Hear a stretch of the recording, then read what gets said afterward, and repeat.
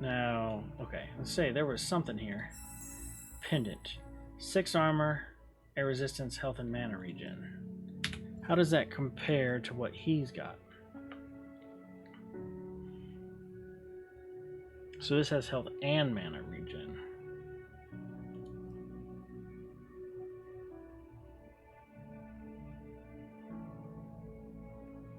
Her mana regen's only 1.5. I think I'm gonna put this on her.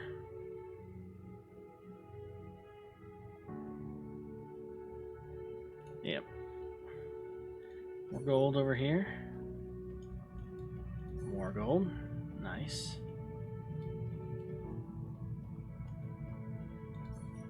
Ooh, what does this lever do?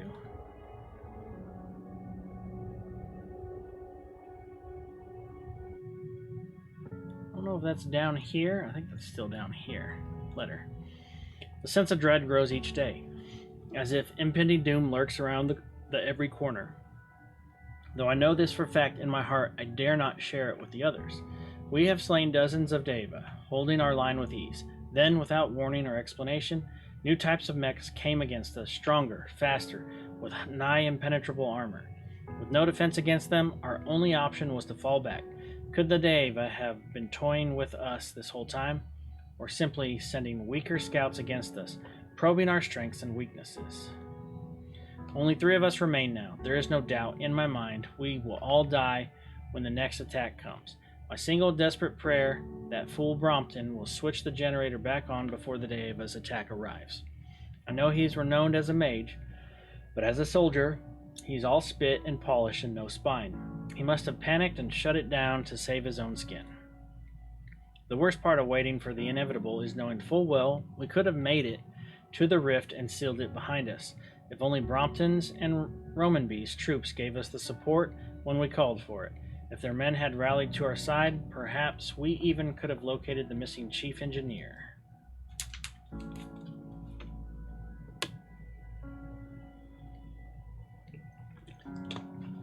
All right, let's continue on.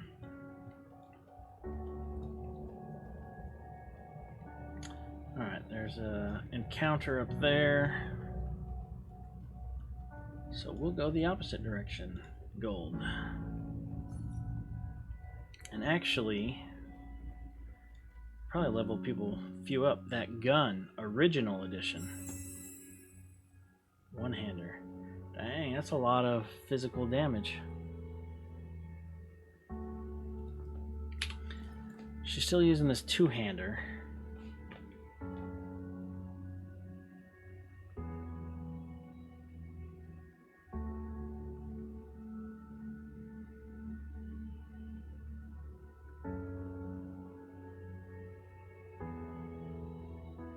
We're going to lose all of the CC. I don't think I want to do that yet. More gold.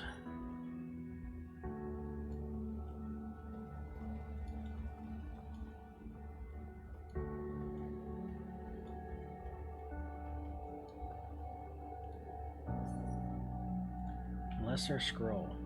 +2 armor. Always on the tank.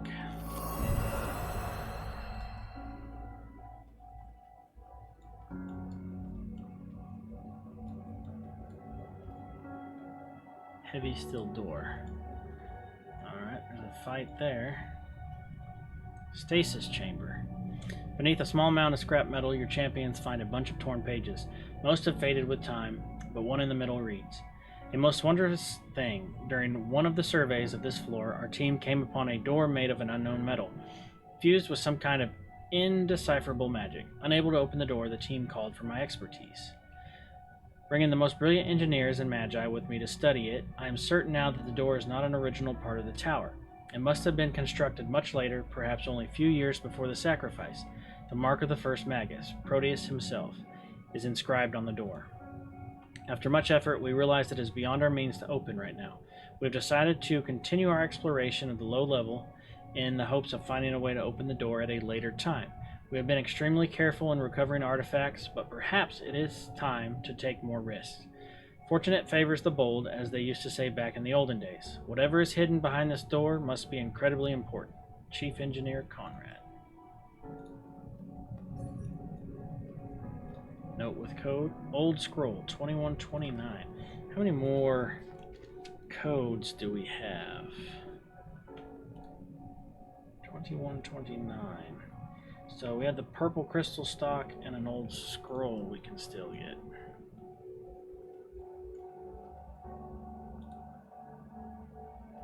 Stand back, boys. A mysterious locked door. That's my department. Nay, lassie, this door is beyond your ability to open. Better let me have a look. Both of you should stand back. Keen eyes or adept hands will not help us here. This is a thing of magic. Be silent. You are all ill-equipped for this. Let the Queen of Shadows examine it.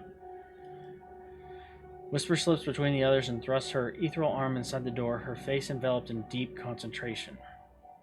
Observing your party from atop the crystal throne, you realize your champions are becoming more and more hostile towards each other. While some animosity is to be expected within a group forced together in such intimate conditions, there should have been some measure of brotherhood formed between them by now. The friction among your champions seemed to have increased significantly since entering the current level of the tower. Eager to understand the problem at hand, you probe their minds of the party and sense something unusual. There's a strange pressure within their minds, an external force pushing back against you. Forced to increase your mental effort, you concentrate harder, using all your effort to understand this unexpected presence. In only a few short moments, a familiar presence floods your mind. Yes, so you finally have found it. She is back, and she keeps her eyes on you again. What do you mean, she? The Tower Avatar? Is she the one responsible for dividing my people? Yes, the Avatar, self-proclaimed guardian of this place. I'm surprised you did not discover her interference earlier. I've told you before that she will hinder your progress by whatever means necessary. Did you assume the creation of hostile guardians is the only power she has? Ah, my dear boy, think again. Boy? I am hardly a boy now. To an everlasting being such as myself, what else could you be? You are a child in my eyes and will always remain so. Do not be offended. You are all like children to me. The future of our world, the very thing I am sworn to protect at any cost. For this and this alone is my sole purpose. Strange to live so long and see things as you do. I'm not sure I'd want that perspective or responsibility. Tell me more about the Avatar. She has been absent for some time. Where is she now? She must be preoccupied elsewhere in the tower. In truth, I do not know. She hides herself from me, as I hide myself from her. What can I do about her influence on my party? There's only one course of action. Exert even stronger pressure to counter hers. My champions risk everything descending the tower. I will not rob them of their free will, stripping them of all that they are, forcing them into being mere wooden puppets of my whim. I will do no such evil. As you wish, do what you will, but be ready, for the time will come when their hidden desires turn into open hostility. Sooner or later, they will force you to choose sides. You must choose wisely. But the mental state of your champions is not why I speak to you now. I come to explain the door before which your heroes now stand. This metal bars the way to the final resting place of someone dear to me. She has no bearing on your champions reaching the bottom of the tower. I ask of you, respect the sanctity of this place. Let her rest in peace. Do not seek entry to this chamber. Yeah, right. We are going to find a way in. I understand. Who was she? Would there be time for such lengthy discussion? I would explain her identity, but I grow fatigued and must rest. Farewell for now, boy. The presence in your mind fades and the mysterious voice vanishes from your consciousness. The silence once again draws your attention to your party, who continue their inspection of the strange door. As you ponder the best way to pull your champions back from the door, leaving the remains within undisturbed, the door suddenly unlocks. The faintest of feminine giggles echoes in your mind. Well done, Whisper, you opened it. Did you ever doubt my ability?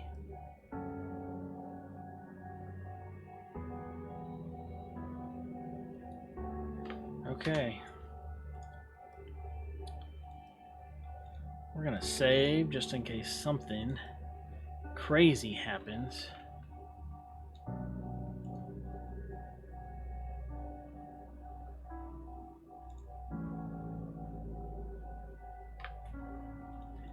And we're gonna go in.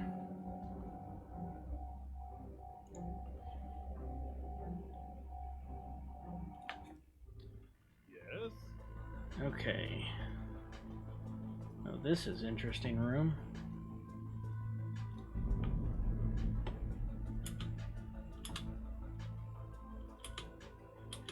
This robot has a death wish.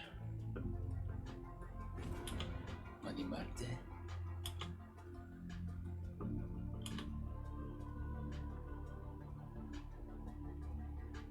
Animarte. That robot's just gonna go die.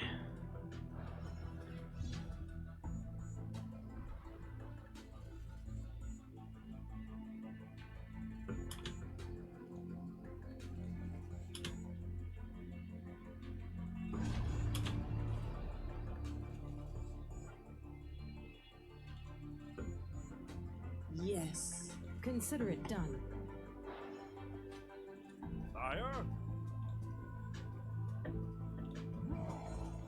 Alright. Yes. Well, the mark don't reach very far. Blizzard does. And we'll suffocate. Heruamin.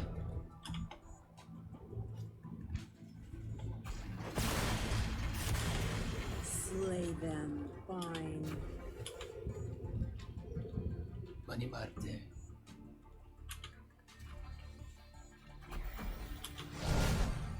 All right.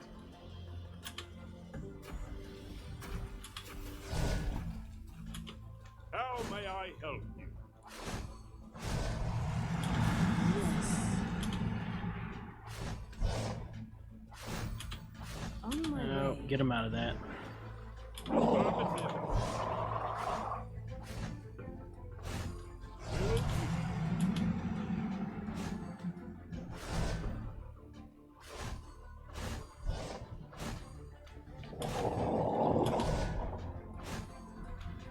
Your wish is my command.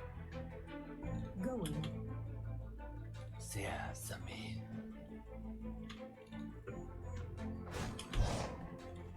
Those fire arrows going again. Yes. Curious, will that kill them? Yes. There's a ton of damage. Right between the eyes. Only at 34% of the enemies defeated. Deslolale. Let's get everybody back. Start bringing everybody back down here. Your wish is my command. Just let that robot die. Yes. Affirmative. All right.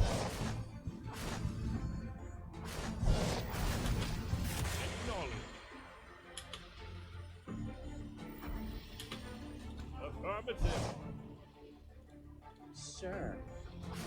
Heruamin. I had to place that right there. Unleash hell.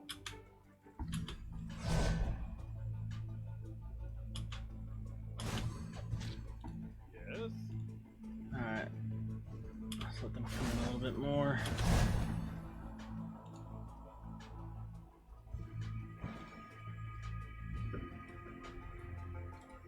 Not quite. Right between the eyes. Mark them. Slay them. Start getting all this AoE going.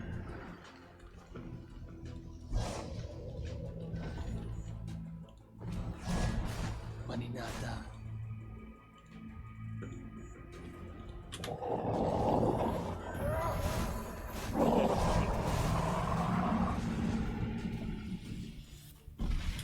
Death to the weak. Affirmative.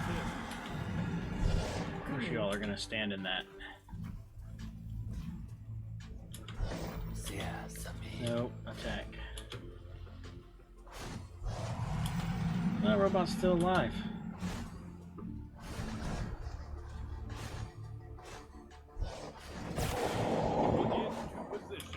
tank was doing some work. And he just got beat down all of a sudden. Unleash hell.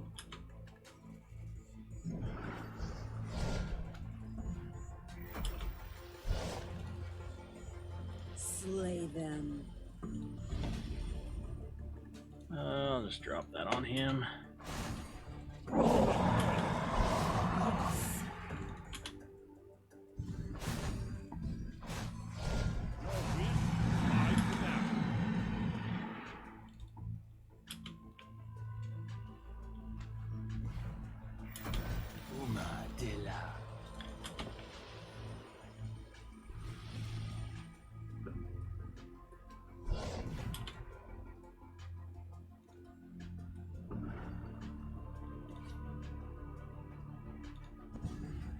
Yes. Get some AoE up here. Affirmative.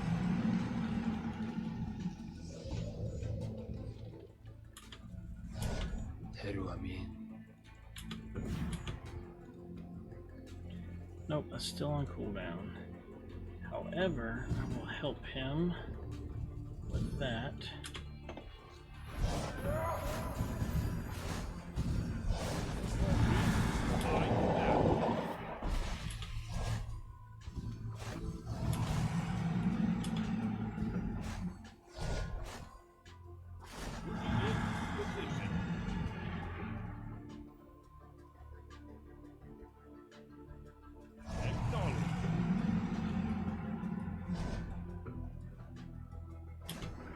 I think that's the Yes, my lord. tree that's almost dead. Yep. I never miss. But we'll get him healed up anyways. Affirmative.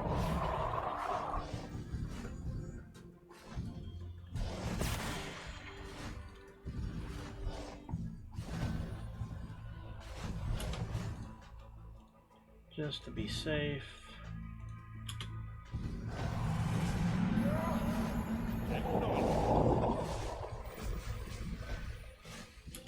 Right between the eyes.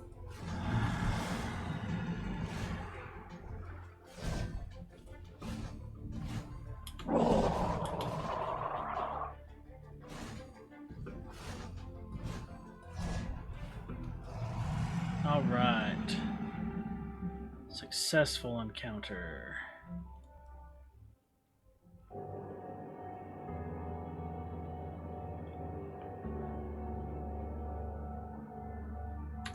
Now, I'm going to save one more time.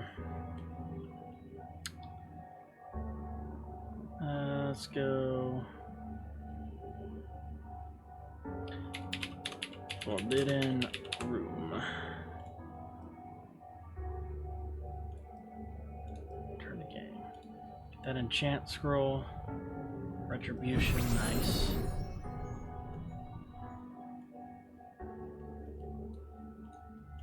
Supposed to leave her alone. The party enters a room filled with strange equipment, large tubes and metal conduits, glass ropes pulsating with flashing lights, machines of all shapes and sizes buzzing with soft whirs and pops. A large metal chamber with translucent door dominates the center of the room. Look at this. There's a body inside. Whoever she was, she must have been a great warrior to be preserved like this. Once again, your assumptions are incorrect, marksman. This is no corpse. I can see the life spark within her. Faint, but there nonetheless. Quickly, we must find a way to open this sarcophagus. But how? Do we dare press buttons and turn levers at random, hoping for the best when a life is at stake? Mech, do you know what that is? Affirmative. This is a stasis device. It preserves a person inside, suspending them in time. Splendid, my dear Mech. Do you know how to open it? Affirmative. Shall I do it? Of course. Hurry up and do it. Oh, snap. Is this our other party member?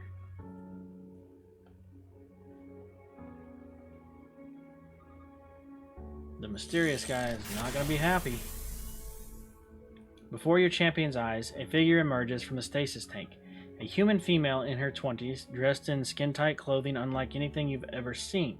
Even more astonishing is the dark gray mechanical arm substituting one of flesh.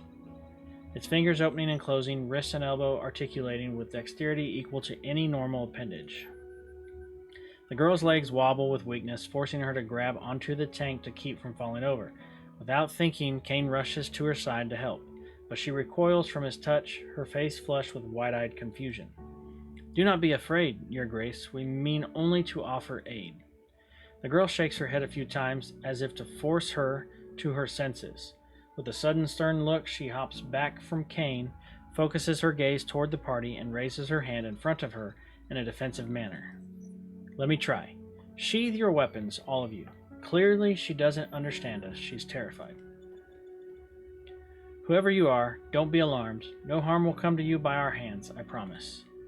A massive dark shadow drops across the startled young woman as Boron approaches.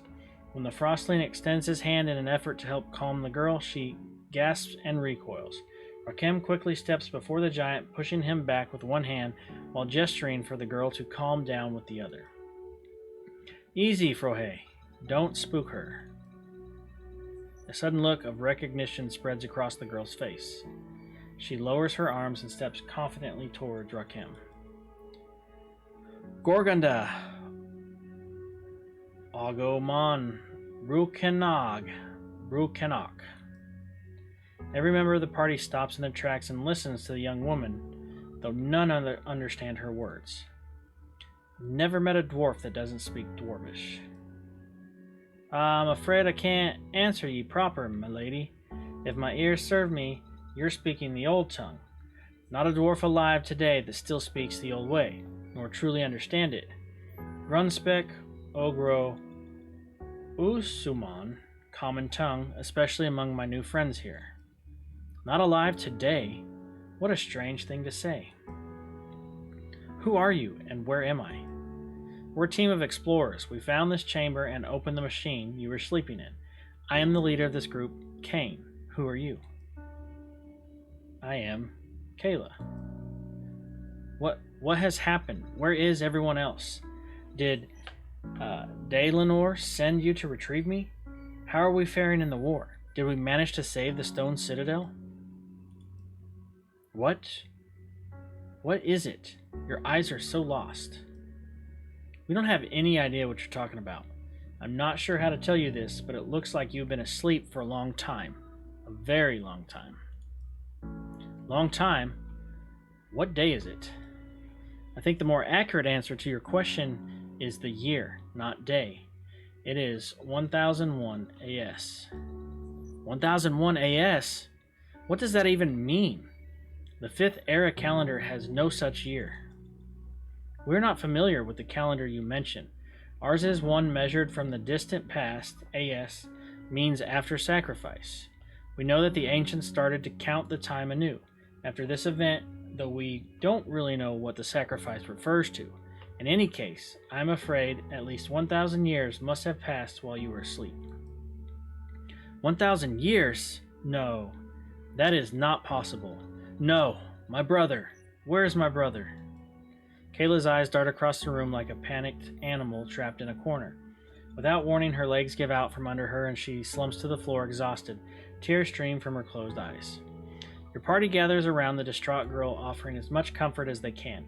A few moments later, Kayla calms down and starts asking questions. Your party describes the current state of Artara, their own adventures in the tower, and their ultimate goal of reaching the bottom. In turn, Kayla discusses the state of Artara during the time she remembers. Unfortunately, sleeping for 1,000 years has led to significant memory gaps and loss. She could not explain who she is or even how she ended up with an artificial arm.